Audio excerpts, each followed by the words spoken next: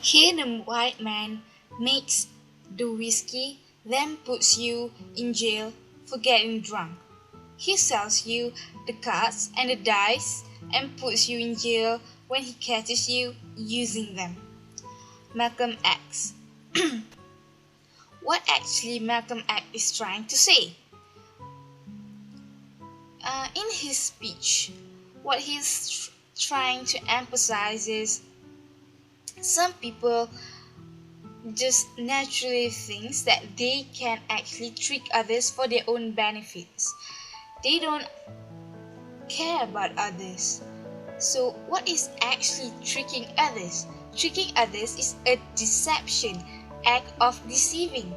Deception is a major relational transgression that often leads to feeling of betrayal and distrust between relational parties, between two or more parties, between you and me, between me and my friend, between you and your friend. So other words that can explain tricking is deceit, lie, cheat, fraud, scam. So most of the words portray negative acts that leads to negative consequences. The most common and simplest examples are the phenomenon of internet scammers who fabricated online identities and entire social circles to trick people into romantic relationships, and the cases of a contractor who tricked his client into signing a contract and then disappears right after getting paid. Not getting paid, getting the payment, getting the first payment, but he doesn't finish the job correctly. Those examples maybe occur these days, but like it or not, the act of tricking others has been starting since a long time ago, including the time of Malcolm X.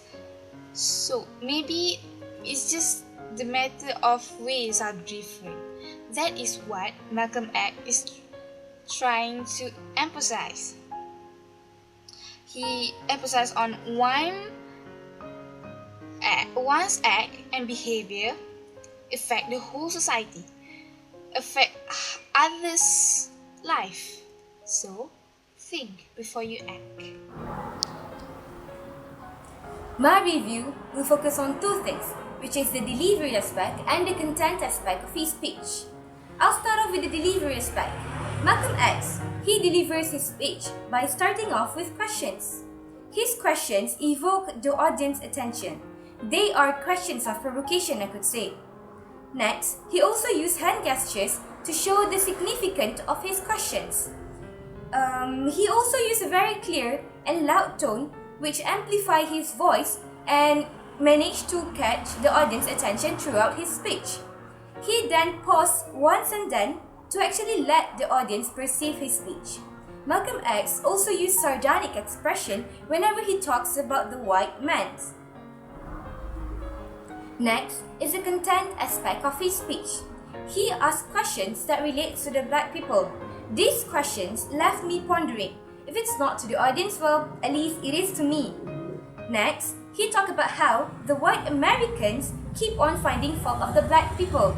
This is obviously racism, and it is racism from the start. And we know that racism, it is not acceptable in any part of the globe. He then talked about the treatments the black women received from the white men. The women were disrespected and being treated as if they have no value. He speaks about how, in Islam, the women are being treated fairly and how the Muslim men should protect their women. In conclusion, Malcolm X's speech highlighted the racism issue going on at that time and highlighted the issue of black women being disrespected by the white man. Thank you. My name is Najwa Syuhada and I'm going to talk about the Malcom X speech. What I conclude from that speech is white women has taught black women on how to just hate themselves based on their appearance. So this is not true because Allah has made man as the best creation on the earth. So who are they to judge us? To judge? In this video, Malcom X has demolished the negative stereotyping of black women. He also motivates them to build out their own perspective, just to build out their own motivation. Here I want to highlight on the women's right. Actually, what is the meaning of the women's right? Woman basically is a female human being, and right is something that is supposed to be someone's own. So the definition for the woman's right is the rights claimed for the woman of social worldwide, of the society worldwide. In some places, the rights is supported by the law, by the custom, and by the behavior. But in some other places, the rights just be ignored. For the women's right in the West, the Western talk about the woman liberation. It is actually a disguised form of exploitation of her body and deprivation of her honor, and also the degradation of her soul. While in Islamic perspective, women's right has been categorized into 6 parts. The first one is spiritual right. In Islam, men and women has the same spiritual nature. Had the same spiritual nature. In Surah An-Nahl verse 72, we have made for you companion and mate of your own nature. The meaning of this verse is the man and woman both need each other, just like Adam and Eve were gone through before in the heaven and on the earth. The second part is economical right. A woman in Islam, if she want to work, she can work, but there is no text in Quran that prohibit her to work. But actually, woman's obligation is actually laid on the shoulder of the man of the family. So men should take care of her lodging, her boarding, her clothing, and also the financial aspect of his wife. The third one is social right. It is divided into 4 subheadings, which social right is given to a daughter, a wife, a sister, and also a mother. But it is quite long, so I don't think I can talk about it because we don't have much time. So the fourth one is educational rights to a woman. The first revelation has emphasized the man to be educated. Men should seek for the knowledge because it is an obligation. And Islam does not ask you to find a woman, a pretty or wealthy woman to be a good wife, but the educated one. Surely she is the perfect wife for you. And the legal right to a woman. According to Islamic law, men and women are equal. The Islamic law protects the life of men and their properties, but if a man murders a woman, he too will receive the capital punishment of qisas. And last but not least, the political right of a woman. There is a full chapter in Sahih Bukhari mention women can take part in battlefield just to give water, to give the medical aid to the soldiers. But actually, for the normal battle, women should not go to help them because it's not necessary, but if she still want to get there to be in the better field, it's okay, just go. So I think that is all from me. Thank you. What is your opinion of the Malcolm X video? Okay, in the video, Malcolm X touched about appearance. He questioned the audiences why they need to hate their their texture of their hair, their color of their skin to such extent where they bleach their skin color to be like a white man and to hate their shape of their nose and lips. For me, appearance is subjective matter Why do you think so? because everyone else have different tastes.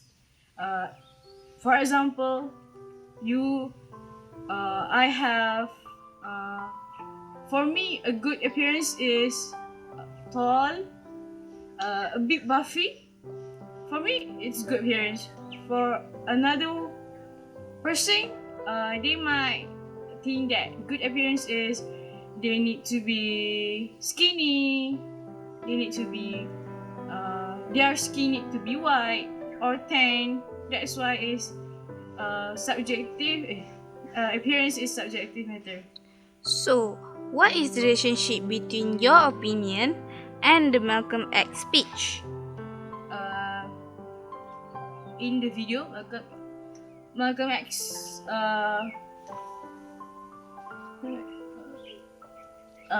in the video, Malcolm X said not to hate yourself because he said why you need to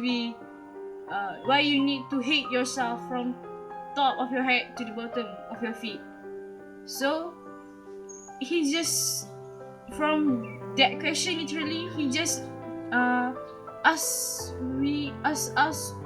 us to be proud of yourself, be who you are, and that's all matter.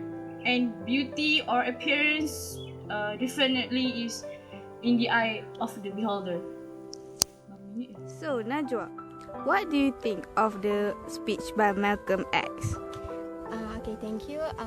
Based on what I observed before, okay, I see that Malcolm X used a lot of body language in his speech.